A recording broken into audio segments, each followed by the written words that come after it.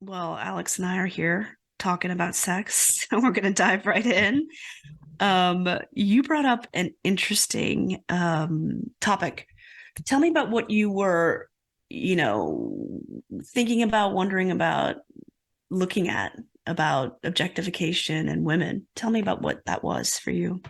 Yeah, so when I speak to a lot of women, they seem to raise this question or rather a concern that, they actually get quite triggered and annoyed when they feel as if men are objectifying them or seeing their worth based in like their attractiveness or their body and feel like they want to be taking as much more of that. So they actually got quite triggered around the subject, right? Mm. And so it raises a lot of questions in regards to, well, can a woman or even a man, can a man even express his sexual attraction towards a woman without her feeling objectified? Yes. Um, Yes. so yeah, I'm just interested to hear what comes up for you as a woman from the female's perspective in regards to the subject. Well, I think it's interesting. I mean, there is something about the joy of being desired. Mm, There's something about, I mean, for me, sexually, sensually, it's the desire of a man that initiates something in me, and it's beautiful, absolutely beautiful. But I understand that because I think there's two sort of energy streams, you could say, that come from a man. You've got um the desire for a woman based on sort of sexual gratification.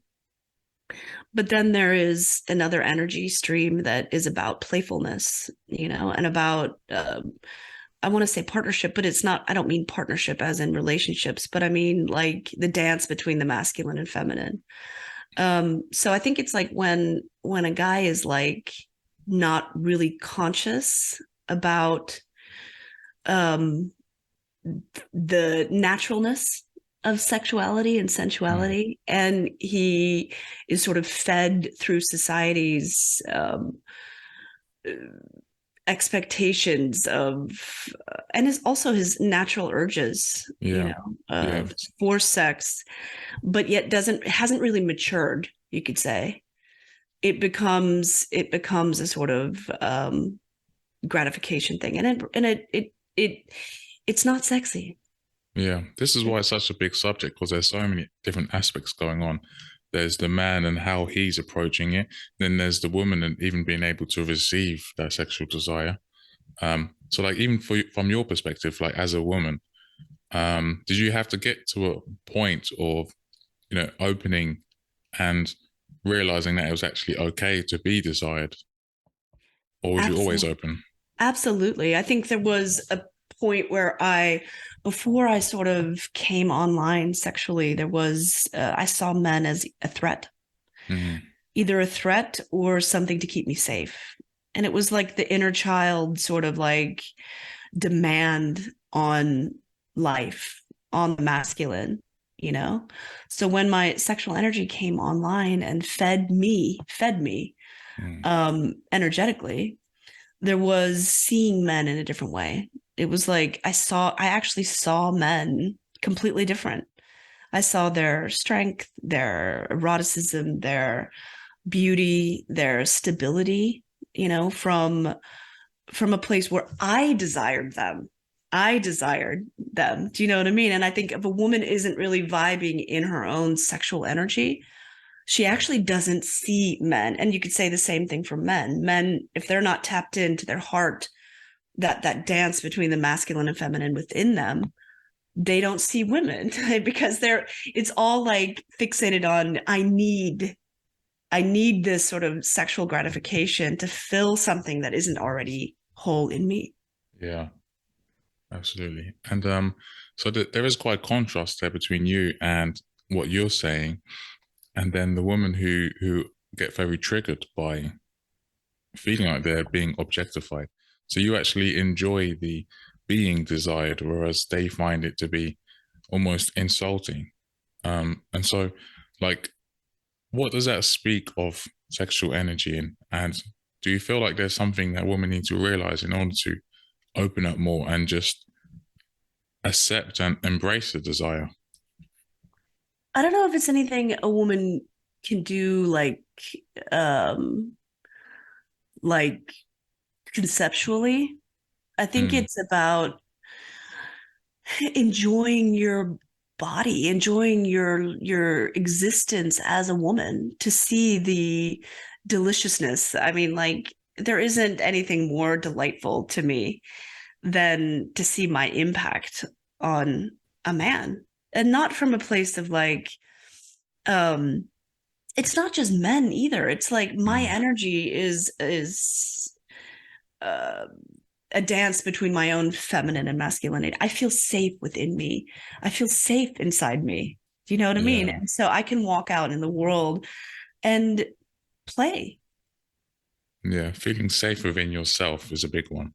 It's a big thing. Yeah. It's a Because big thing. you can't even experience or enjoy your own sexual energies until you're safe. Yeah, I don't see men, I don't demand men to see me a certain way. Do you know what I mean? There's going to be Yeah. guys that see me in a way that's maybe just pure gratification. It doesn't turn me on. It doesn't impact me. It doesn't trigger me. It doesn't, if I may be into it. I may be into it in that moment. Do you know what I mean? Yeah. Um, but it's like, I think sexuality is fun on a multitude of levels. Do you know what I mean? It's not, when you meet a guy that actually when I meet a guy that actually sees me on numerous levels, that's kind of rare, to be honest.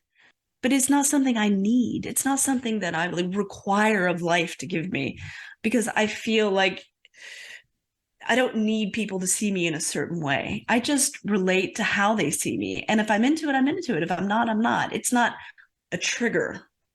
Yeah. Because I mean, you can look at that like, what is the trigger? What is the, because if you're triggered by something, do you know what I'm saying? Yeah. And for a lot of women, the thing that's triggering them is it's not even relating to say sexual energy or in the man. It's rather being unseen or unappreciated in different areas of life, right?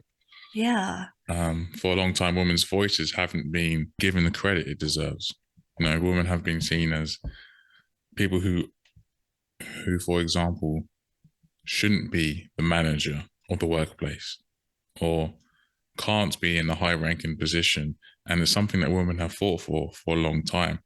So whenever they feel like they're being objectified sometimes, it's like all of that which they're fought for and achieved in some kind of academic sense or professional sense, it triggers that aspect in them, that fight which has been going on for a long time.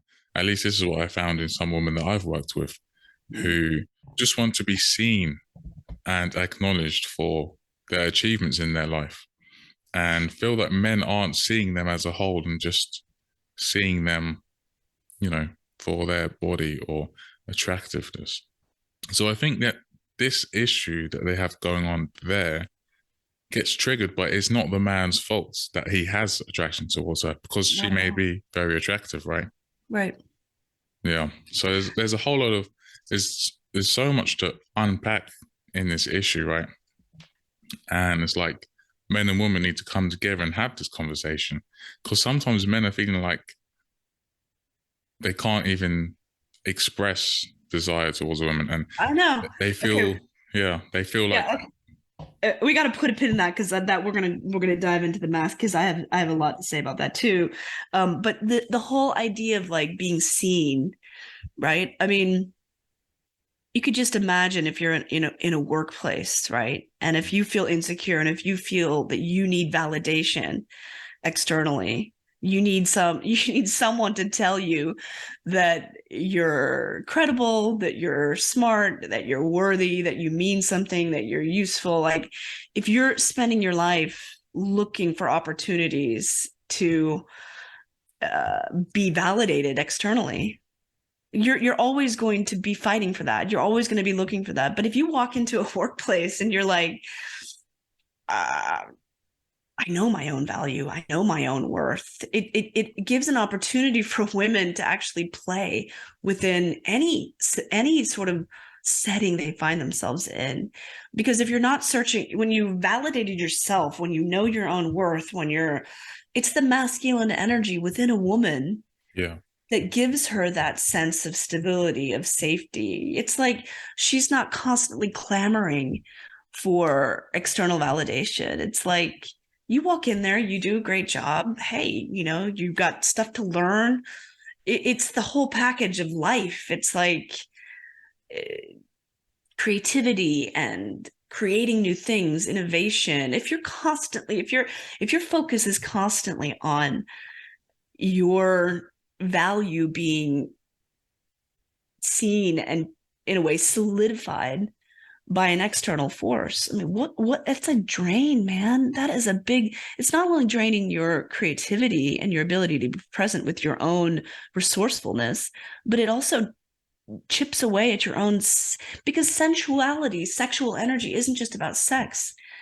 It's about intimacy with whatever you're doing in life. It's playfulness. I mean, I can see this in my own life. It's like when my sexual energy came online, it was an intimacy with nature, with kids, with my family, with it's like playfulness.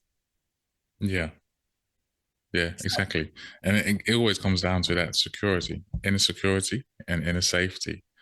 In order to just feel it, express it, and enjoy it. Bring it towards the men's perspective for a Yes. minute, Yeah. right? So it's like, so now the modern man doesn't even know if he's allowed to express like desire for a woman. Does he have to just take it from a place of, mundane things and then build up the desire? Or can a man even just express desire to a woman now?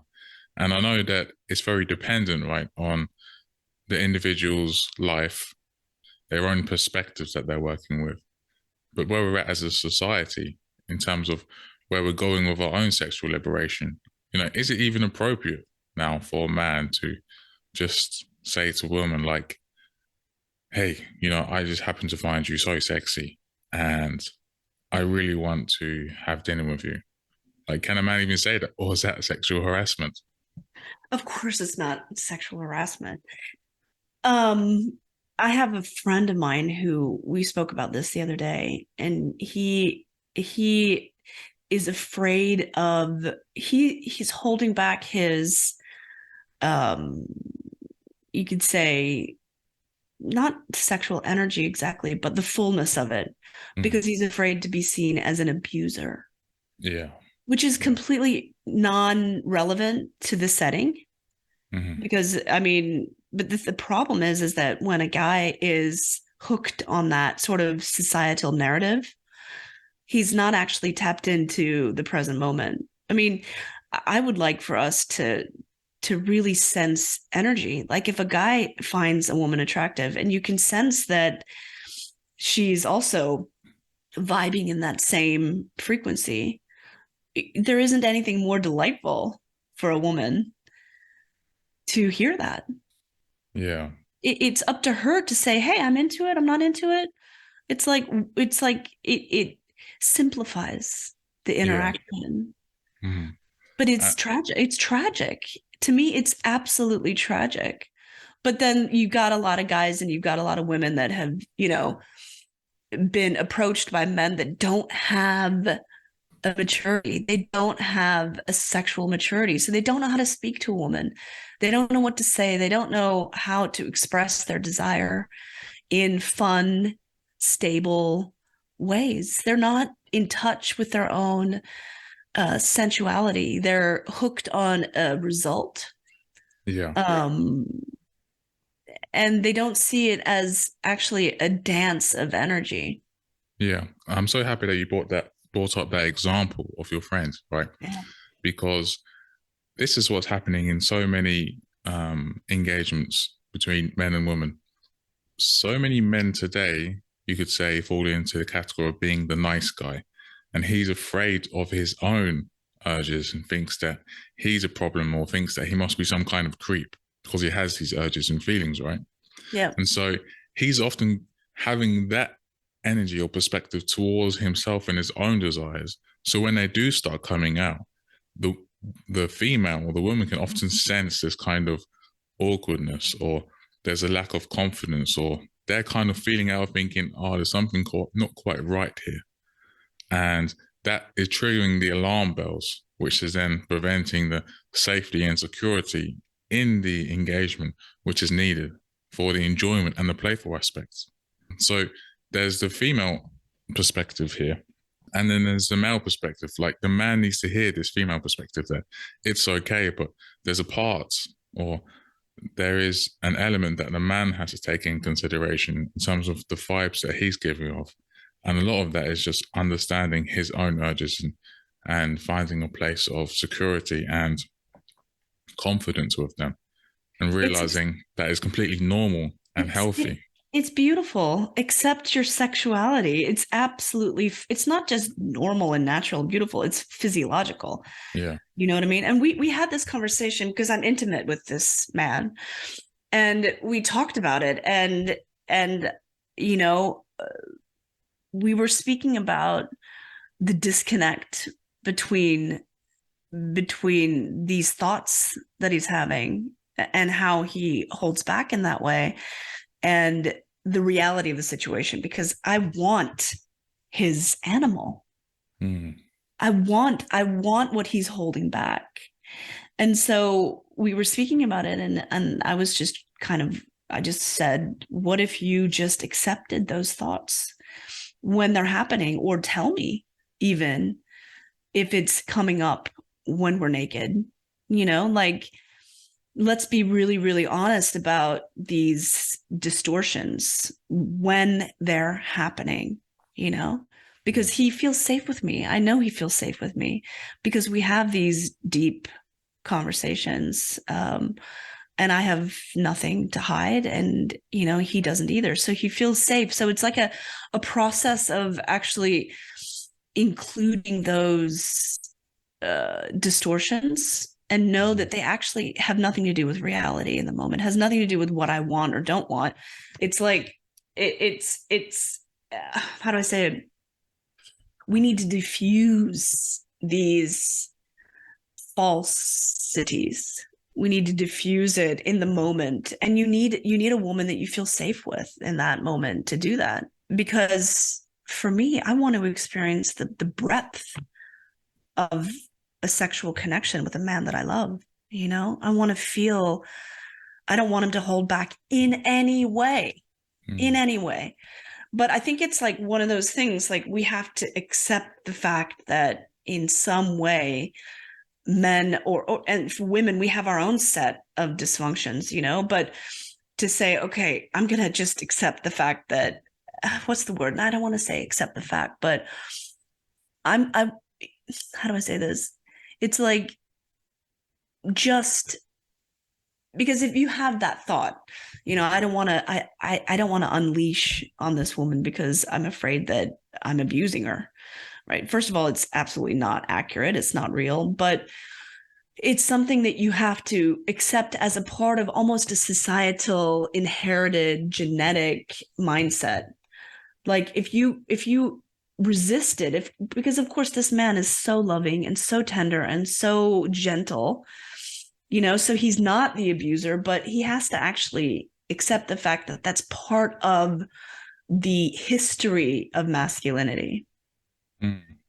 So Yeah. when you know what I mean, like, so when you just say, yeah, that too, Yeah. it's not real. It's just something that we've been programmed uh,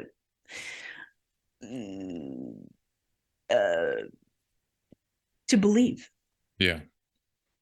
And that's creating a fight within, and it's creating Yes, resistance. yes.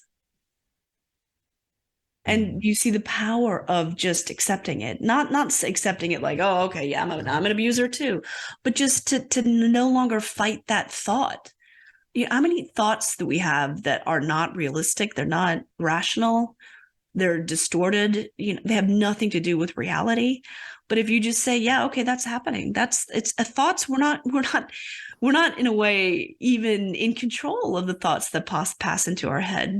They're mechanisms of the brain, and they're coming from memory and society and what our parents taught us, what we've seen, what we've somehow digested, but they have nothing to do with the here and now.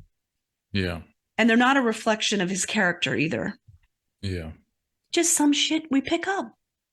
Yeah. And I'm just tying this back now to the conversation of the desire that we have for one another, men and women, and being able to express that. So do you encourage, well, by the sounds of it, you do, you want the man to be more, expressive in terms of his desire and Yes. feel that he can be safe in expressing that too. Yes. What's the point of a sexual interaction without total raw vulnerability and the ability to communicate what turns you on, what you want to experience? It's supposed to be playful. It's supposed to be like full on play. That doesn't mean that, a woman, if a guy said he wanted to do something wild and I'm not into it, I just say I'm not into it. Yeah. But it's like, why can't we play full out in this sexual container, you could say? I want that. I want that in all of my life, like let's just relax and have fun. And do you know what I mean? Yeah. So I'm going to bring you back to a point that you said earlier in regards to you actually enjoy sexual desire.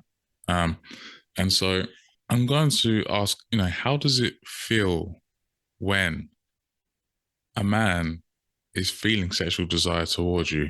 And how does that feel in your own energy? Well, it depends. I mean, if you've got a guy because there's different kinds of expressions of desire. Yeah, exactly. This is what I'm hoping that Yeah. opens up. You can Yeah. feel the differences. Yeah. So you've got like guys that are a little bit fucked up from porn, Mm. right? Where it's like gratification, gratification. I'm not interested in that. It doesn't even vibe with me. I'm not. It's like, Yeah. yeah, okay, And whatever. can you feel that quite early on? Oh yeah, yeah, yeah. Yeah. It's an it's a boring energy. It's Mm. a it's an energy that's like it doesn't turn me on. Mm. Do you know what I mean? But if there's a sparkle in that boy's eye, do you know what I mean? Yeah. And he's got a playful energy and he's a grown up, Mm. um, it's a delight. Yeah. It's an abs who the just I mean it's a delight. Yeah. You It's know, more of we're an yeah, it's more of an embodied feeling. And yes. not just itching and scratch. Yeah. Yes. Yep. Yep. Yep. And Mm. it's like that's when a man enters into the circle of my sensuality, Yeah. where there's a language that is both nonverbal and verbal, that is a dance, it's play. Mm. It doesn't even mean that we end up naked, but it's fun. Yeah. It's so much fun. It is so much fun. And it's funny because we can sense these things as long if we open up, we can sense these things in our day-to-day interactions, when a man and woman is in a supermarket and one's a cashier and they may just open up and be playful and be flirty and the exchanges of smiles and glimpses, all of these things are part of the dance. And there's always a difference in the feeling. You can tell when it's just fun and playful and you're engaging and opening up, and it's all about connection. All of life is about connection, right? Yeah. And this is the very epitome of connection. But whenever there is a kind of awkwardness and kind of a needy kind of feeling behind it, and a man is just trying to just hit on woman to be when he's coming from a needy place, Mm-hmm. the interactions are vastly different. Oh yeah. It's like I'm not into neediness because it's like, what's in it for me? Mm, You know what I mean? I mean, if you're going to feed me with your sexuality, I want to be fed properly, yeah. and that is an energy that it's not just what I need. It's like it's part of it's part of what balances me, you know? But I don't want to be like fed on. I want to be, how do I say it? There has to be an energetic giving and taking. It's like sex, the actual Mm, act of sex, right? You're when you give, you receive. When yeah. you it becomes one, it actually becomes one. It's no longer even an issue of giving pleasure, because you see, when you give pleasure, uh how do I say this? Like blowjobs, let's say, for example. Mm, mhm. Um that kind of delight that I can provide for a man gives me so much arousal. So it's like giving gives to me. Yeah. Hmm. You know what I mean? And it's like, it's not a conceptual thing about giving and receiving anymore. It's the dance, and it merges into one movement of sensuality where it's just like, yes. Yeah. And in your experiences, you know, would you find it quite rare or the norm to find these kind of, give and take interactions where it's both are giving? I think it's quite normal. Yeah, it's normal. Has it always been that way, or is it something which only developed as you developed? Yeah, I didn't even see this before Mm, my sexual energy came on. I didn't even there wasn't it was not, how do I say this? It wasn't deep. It was just superficial. It was just on the surface. It was just like a mechanical, more mechanical than a real energetic. When I understood energy, when I understood my own, okay, when I understood my own masculine, feminine energy within my own body, when those two things sort of began dancing and playing themselves, yeah. Hmm. then I was able to actually see how that reflected out into the world that I saw, and it's like nature too. It's like nature is so sensual. Do you know what I mean? It's constantly the death of, or the balance, the dance of like birth and death and giving and receiving. And do you know what I mean? It's the nature of life itself. Mm. And so I'm interested. You mentioned that this has been felt more as you opened up and awakened your own sexual energies. And so, do you feel that since you've done that, most of the partners that you've had in your life have been on that kind of equal wavelength, or has it been a difference? They're only there. I don't accept anything else. Mm, yeah, It actually doesn't come to me. It doesn't, I don't experience anything else but this dance. yeah, It's like it's the only thing that life gives me. It's because it's just the standard I have. I don't even think about it. I just know that that's what I'm going to get. mm. So it's like that's just what automatically Yeah. manifests. Or do you ever Yeah. turn guys away because of not quite being there? Absolutely. Yeah. 100%. And I do it with grace, Mm, because I don't want to hurt people's feelings. I don't want to, do you know what I mean? So, but I find myself able to communicate quote unquote rejection in a way that's like, hey, I'm just not feeling it. I'm not feeling the vibe. It's mm, not about you personally. It's just I base my choices on sexual partners based on the energy that I'm feeling, and I'm not feeling it. yeah. Do you know that energy immediately when you Yeah. experience it? Oh, yeah. Yeah. Definitely. Yeah, and I think that's such an interesting conversation to have in regards to feeling this. And as a woman, it's quite, you know, it's more common maybe for a woman to feel and less common for a man, because of course you're in your heart energies more. Mm. So it's like even if someone else who's not quite where you're at now, like, is there any kind of way that they can develop this? Do you feel? Because you are quite a fair bit ahead than you could say the average person, right?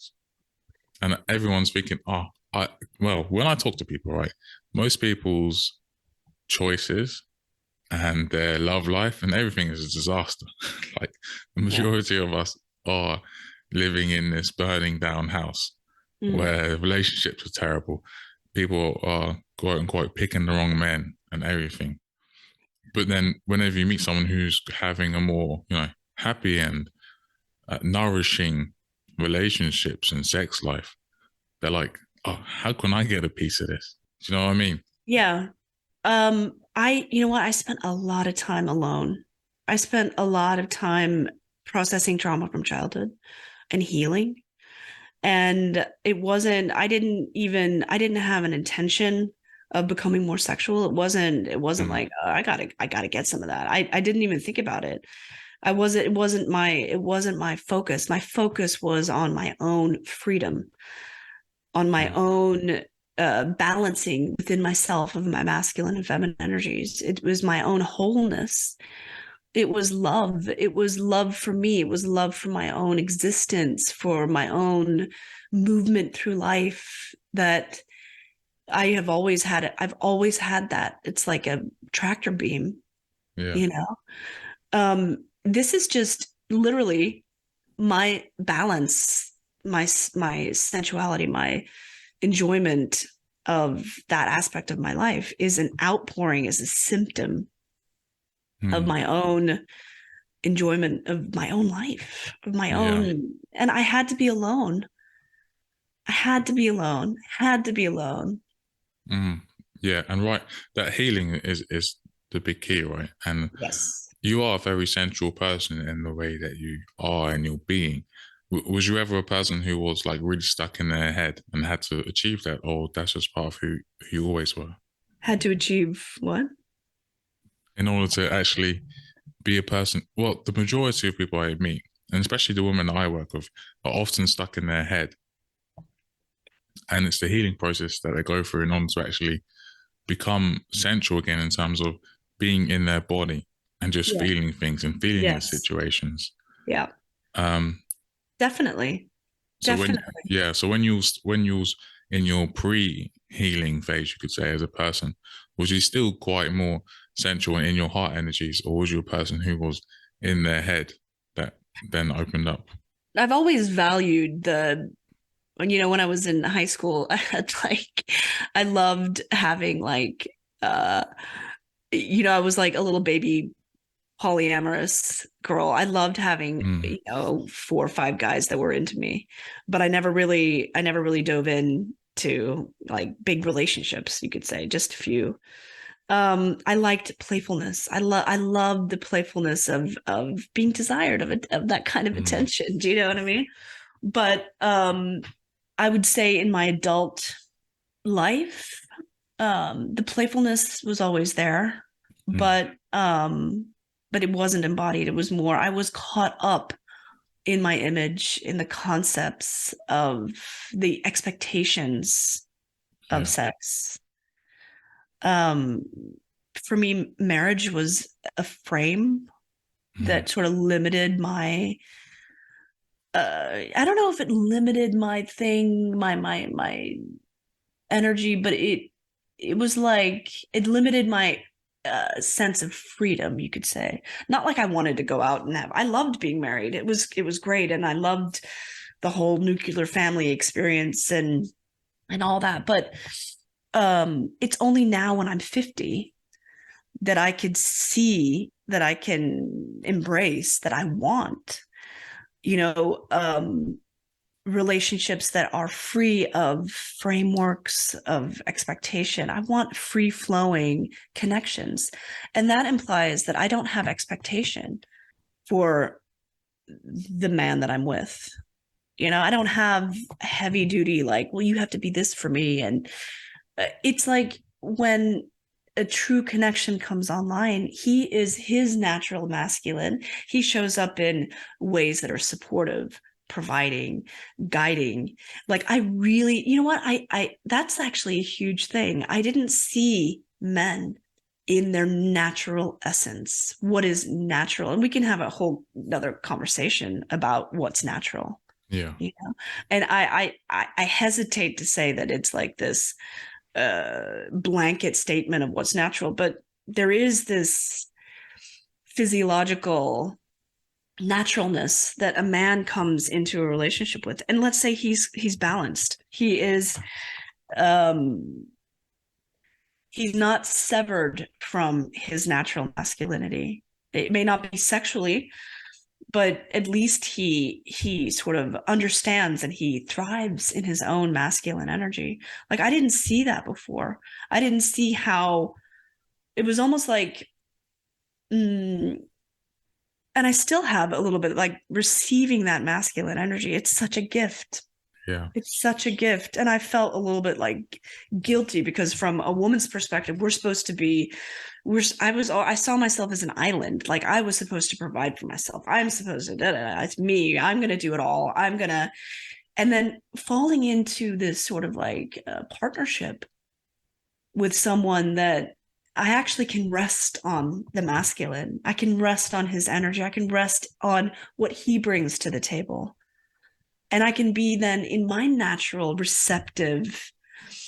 I mean, I think to myself, I've said this for a while. I think to myself, society tells women that we have to be these powerhouses and we got to go for it. Especially here in Norway, it's like, we don't have enough CEOs, women CEOs. Oh Do you yeah. know what I mean? But Mm. for me, if I'm going to lead a life that's based on ambition and achieving, and this is all very conceptual, they're very, very stressful for my body, for my nervous system, and it severs me from my own natural feminine state of receptivity. Mm. I see myself thriving in a relationship where there's a masculine, you could say, provider, and is maybe a little old fashioned to say that. Not that I'm not going to go out there and do my thing, of course, and it's not an expectation that he is a big provider, but it's just, it feels natural. Like, I can groove with this because I then am able to be in my natural feminine, receptive, relaxed, sensual, available essence. Yeah. And it is so hard for women to do that nowadays because, well, especially if you're single and you're having to hustle and you're having to work and some women having to hold down two jobs, it's almost impossible to be in that state, right? Yeah. Yeah. So there's, it's hard to be in our natural states in the modern world. And even as a man, it's hard to even be the provider at times Mm-hmm. because women are already providing for themselves, right? Yeah, it's not like the man being a provider has to overtake her ability to provide. Do you know what I mean? But it's like, what is she doing? What is she busy with in a day? Is she busy with maintaining her image? I mean, like, at the end of the day, you have a high powered job. Is that really giving you, what is it really giving? It may give a lot to some women. I think that I was thinking about this the other day. I was having some conversation that day. If you're a high powered CEO as a woman and you actually can maintain your sensuality, it requires you to be an incredibly good boundary setter. You have to really understand how to manage your energy. You have to have your masculine energy in place, not like what we see, like women that have sacrificed their feminine energy for their masculine, ambitious, like hardcore, like we're taught from feminism that we have to, in a way, be like men, but it comes at such a high cost. So I think this is just my thoughts. I don't know if it's true. I don't know, but if a woman is to be successful, I think in that kind of setting, she has to have her masculine and feminine energies in balance. Yeah. Yeah. Easier said than done, though, right? Yeah. I think that the first step is really to see, like, to really gauge within, where are my energies balanced or imbalanced? Like, what is, what are the concepts and maybe the memory, traumatic experiences that have suppressed my either feminine or masculine energies, to start getting curious about your own inner world. Yeah. Yeah. Having that desire for balance is Yeah. generally the first step. And then, you know, as both of us know, it does take maybe years of work in order to at least get to a level of, you could say, a healthy level of balance.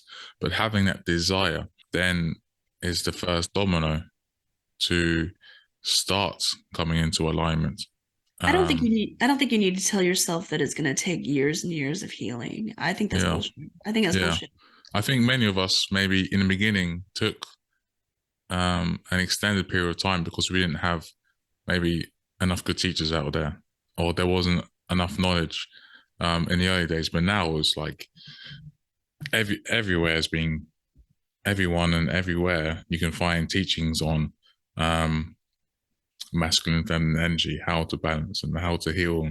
So it is much faster now, and especially when so many people are now more balanced, it creates that kind of 100th monkey principle, right? Where we now know what balanced energy is actually what it looks like. Yeah. It's And concrete now, yeah, what it wasn't before. yeah, I know for myself, even just connecting with more people who are more balanced allows my own energies to immediately adjust. And that's why I love working and connecting with so many powerful women who have done so much healing work and are in their feminine energy. Because then I'm like, oh, that's what feminine energy looks like. Yeah. Because in the modern world, feminine energy hasn't really been It's in its warped. essence. Yeah. Yeah, it's warped. It's you know, we use a lot of women use our sensuality to manipulate, to get what we think we need, safety. For Mm. example, we'll compromise our hearts and use our sexual energy just to get a safety. Yeah. But it's dead energy. It's a little like when you're thinking about adjusting. I did a hair analysis. I was just there this morning actually, where you take some of your hair and then they send it to this lab and then they tell you the imbalances in your body. And he was saying something interesting. He said that, you know, when people start, it's like a snapshot, like popping the hood of your body, your physiology. And when you see it, when you see where the imbalances are and you do what you need to do to rectify them, to balance yourself nutritionally or hormonally or whatever it is, he said people see immediate results. Yeah. It's like we don't need this delay factor, this it may happen, it may take time. I'm not saying it doesn't take time, but to tell the story of this is going to take years, it Yeah. just isn't Hmm. true. It's not true. Yeah. Yeah. I hear you.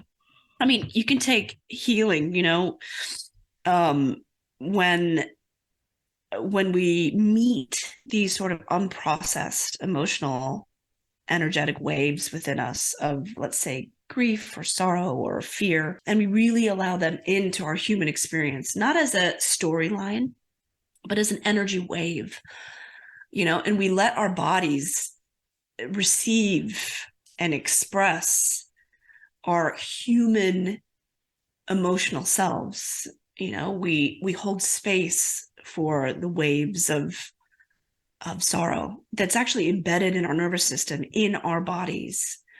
When we release that, when we allow it in, we feel it fully, and then we release it, it's gone. Other layers may come up, other things may come up, but we're really detoxifying our bodies from these toxic emotional they're not even, the only reason they're toxic is because they're not felt fully and they're not released, Yeah. Hmm. and they build up and build up and they build up and they influence how we see ourselves and the stories we tell ourselves. You know, like if you haven't processed fear or sadness, you're going to tell yourself a story about being a victim, Yeah. and you're going to relate to people from the victim mentality, protecting yourself, you know, hiding away your true essence. So it's fundamental to heal those unprocessed wounds from childhood, or just whatever that society has sort of generationally fed us, subconsciously Yeah.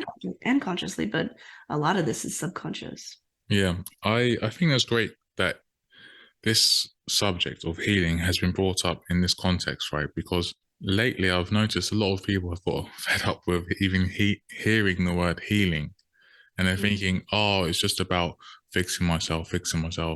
And it's much more than fixing yourself, Yeah. because it opens you up to actually be able to experience and enjoy life again. Yeah. There are so many people who I've come across who, before going through healing, were completely shelled up, completely in fear, not expressing themselves, not enjoying their interactions, Yeah. not putting themselves out there to live the life of their dreams. And so that's what it ties into this conversation of like being able to just simply even enjoy your own sexual energy and your sexual interactions with others. It's that, healing can actually amplify all of our joy and all of our bliss and all of our every positive aspect of life itself, right? Absolutely. Yeah. So it's much more than just fixing yourself. And, people say, oh, well, you're only doing that because you don't think that you're good enough. But it's so much more than that. Fixing for what? What do you want to fix? It's like fixing is so related to having some sort of like perfect image. Hmm. It's not about perfecting anything or polishing anything. I used to think that too. Fixing things. It's about having intimacy with your own human experience. Yeah. Now, when things that I used to judge about myself, um, are now I see it, I just laugh. I have intimacy and playfulness with myself, Yeah. with my own idiosyncrasies and hangups or whatever, like, which I have a ton less of now, Hmm. by the way. So I see myself as rather charming just in my own Yeah. humanity. Do you know what I mean? And so I don't have high expectations Hmm. for being something. I'm just Yeah. me. I'm just real. I'm me. I'm out there. I'm you know, Just the real you. just the real me, which is nothing but a mixture of humanity, all the things. It includes everything. Yeah. So it's, I don't know. It's hard to put words on that, but it goes away from a conceptual identity to a lived identity, Yeah. if And that that's, makes sense. yeah. That's why the term that I use for myself, I don't see it as fixing or perfecting or purifying. I see it as liberating, Mm, because totally. it's all about liberation, to Yeah. be allowing yourself to be your true self.